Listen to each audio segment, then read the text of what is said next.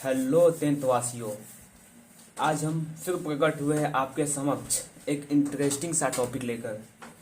तो without wasting any time let's start the session. ठीक है, सेशन स्टार्ट करने से पहले हम ये आपको बोल देना चाहते हैं कि जो भी गलती होगा इस वीडियो में वो उसके लिए हम पहले सॉरी मांग लेते हैं। ठीक है, माफ़ कीजिएगा और कमेंट में बता दिएगा कि कहाँ पे गलती की है हम। ठीक है, तो इस सेशन में देखने वाले हम तत्पुरुष समास। ठीक है, इस सेशन में देखने वाले हम तत्पुरुष तत्पुरुष समास। ठीक है, पिछले 3 लेक्चर में हम समास देख लिए थे, द्विगु समास भी देख लिए थे, समास के प्रकार भी देख लिए थे। अब इसमें आता है तत्पुरुष समास। ठीक है, तत्पुरुष समास पहले हम लिखेंगे उसके बाद समझाएंगे। ठीक है, तत्पुरुष समास में पहला डेफिनेशन लिखने वाले हैं। ठीक है, तत्पुरुष समास। ठीक है, तत्पुरुष समास हम वैसे समास को कहेंगे, तत्पुरुष समास हम वैसे समास को कहेंगे जिसका अंतिम खंड या दूसरा पद अंतिम खंड या दूसरा पद प्रधान हो। ठीक है, प्रधान हो, या ऐसे भी कह सकते हैं तत्पुरुष समास हम ऐसे समास को कहेंगे जिसका पहला पद संज्ञा हो या विशेषण हो, जिसका पहला पद संज्ञा हो या विशेषण हो, और इसके बी और जब हम इसको विग्रह करेंगे, जब हम इसको तोड़ेंगे तो उसके भी कारक का चिन्ह आएगा, एक्सेप्ट कर्ता एंड संबोधन कारक को छोड़कर। बाकी बात जो 6 कारक बचता है ना, वो कारक इसमें यूज होगा। ठीक है, और ट्रिक में बात करें तो इसके ट्रिक में हो जाएगा, पहला पद संज्ञा या सर्वनाम, दूसरा पद प्रधान हो या सहायक वर्ड हो, और तीसरा में हो जाएगा विग्रह करने पर कारक चिन्ह आए। ठीक है, तो जो बोले वही लिखते हैं आप। तत्पुरुष समास वैसे समास को हम तत्पुरुष समास कहेंगे जिसका पहला नहीं अंतिम। ठीक है, जिसका अंतिम खंड, ठीक है, अंतिम खंड या दूसरा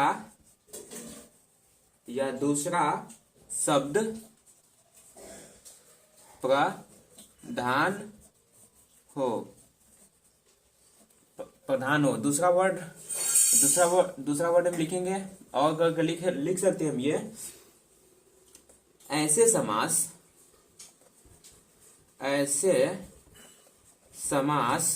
ठीक है, ऐसे समास जिसका पहला पद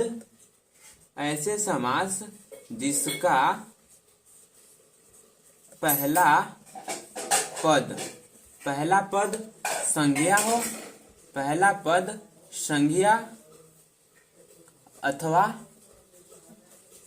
विशेषण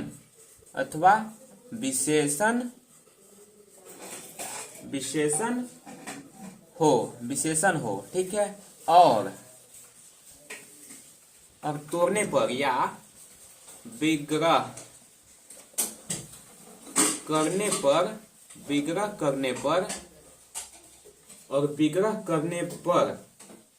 ठीक है, कर्ता और संबोधन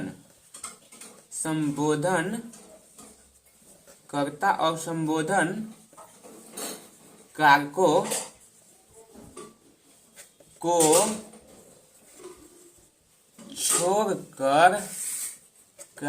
छोड़कर शेष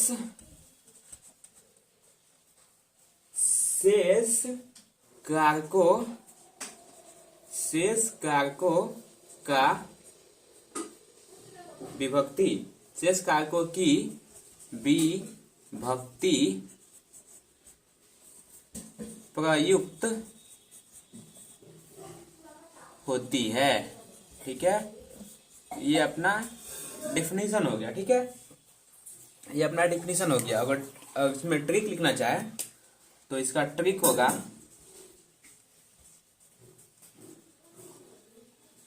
इसका ट्रिक होने वाला है पहला पद, ठीक है। पहले लिखेंगे हम पहला पद। पहला पद क्या हो? पहला पद या तो संज्ञा हो, नहीं तो क्या हो? विशेषण हो, ठीक है। संज्ञा हो नहीं तो विशेषण हो, पॉइंट नंबर 1। अब पॉइंट नंबर 2 में देखेंगे हम दूसरा पद, ठीक है। दूसरा पद, दूसरा पद क्या हो?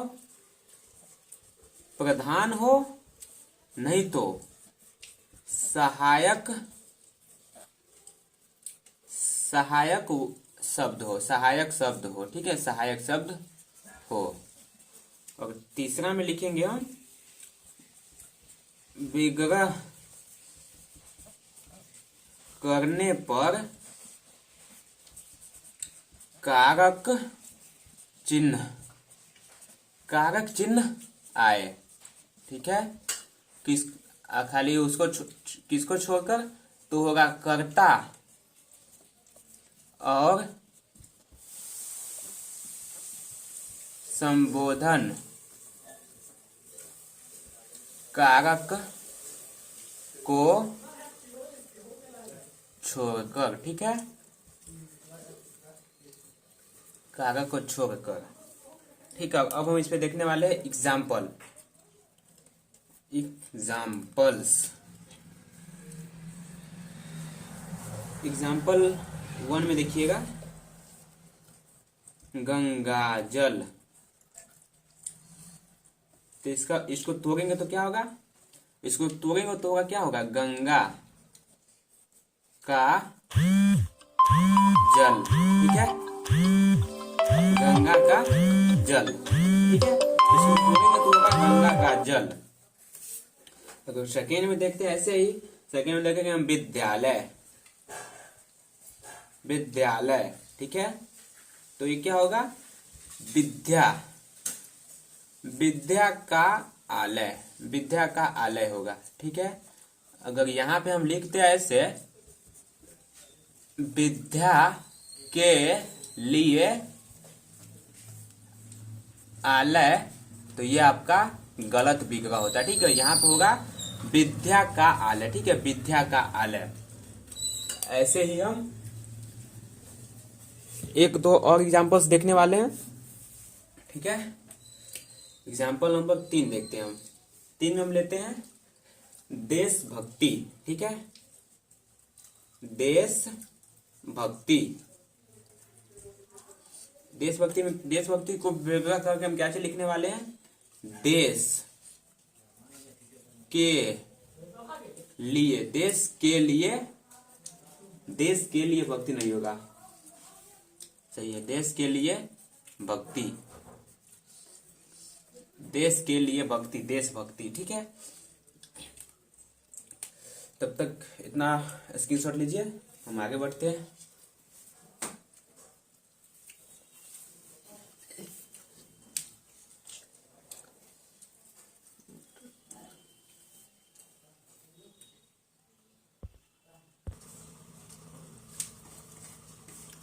तो हम अब तक पूर्ण समास को हम शॉर्ट में देख लेते हैं, ठीक है।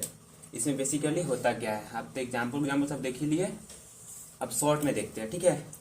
तत्पुरुष समास हम वैसे समास में कहेंगे जिसका क्या हो? अंतिम, ठीक हो, अंतिम खंड। अंतिम खंड कैसा होना चाहिए? तो ये होना चाहिए प्रधान होना चाहिए, ठीक है, अंतिम खंड प्रधान हो, ठीक है। और पहला पद कैसा हो? और पहला पद कैसा हो? इसका पहला पद होगा संज्ञा होगा या तो विशेषण, या तो विशेषण होगा, ठीक है, विशेषण होगा, ठीक है। इसको जब हम तोड़ेंगे, ठीक है, जब हम विग्रह करेंगे, विग्रह करेंगे तो उसमें हमको क्या निकलेगा? उसमें हमको ये निकलेगा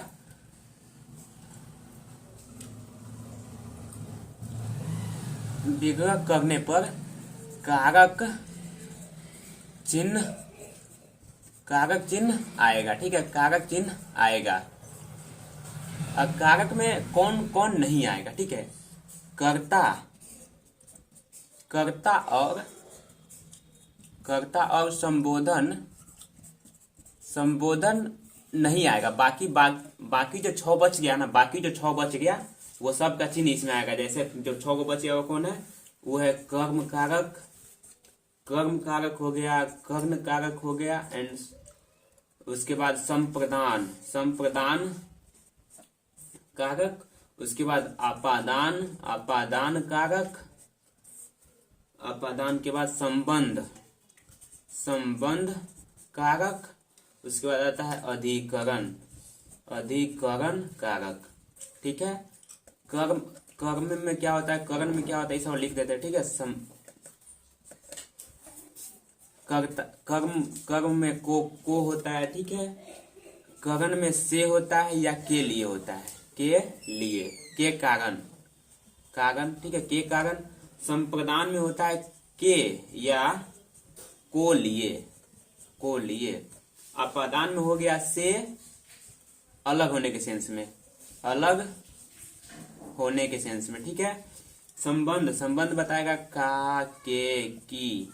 ठीक है, और अधिकरण होगा में, पे, पर। ठीक है, तो जब विग्रह करेंगे तो हमारा ये चिन्ह सब आएगा। ठीक है, तो ही होगा हमारा तत्पुरुष समास। और मानिए कि ये चिन्ह आया, ठीक है, को आया, तो इसको हम कैसा समास कहेंगे? इसको हम कहेंगे कर्म तत्पुरुष समास। ठीक है, समास। जैसे मेरे को, जैसे हम उठाते हैं विद्यालय। ठीक है, पूछेगा विद्यालय कौन सा तत्पुरुष समास है, तो पहले हम विद्यालय को तोड़ेंगे। ठीक है, विद्यालय को जब हम तोड़ेंगे तो आएगा क्या चीज?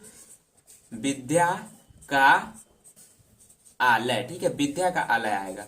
तो विद्या का आलय कौन सा, इसमें कौन सा विभक्ति आया है, कौन सा कारक यूज हुआ है? तो इसमें कारक यूज हुआ है का, और का कौन सा कारक होता है? संबंध। तो इसको हम क्या चीज बोलेंगे? संबंध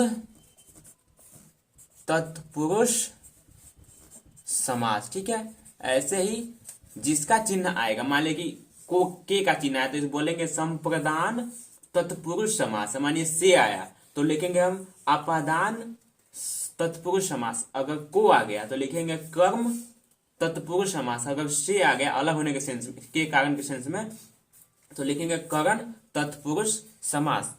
तो ठीक है, हम तत्पुरुष समास को यहीं पे एंड करते हैं। अब मिलते हैं नेक्स्ट सेशन में, जो हमारा होने वाला है कर्मधारय समास पे। ठीक है, bye bye, see you soon.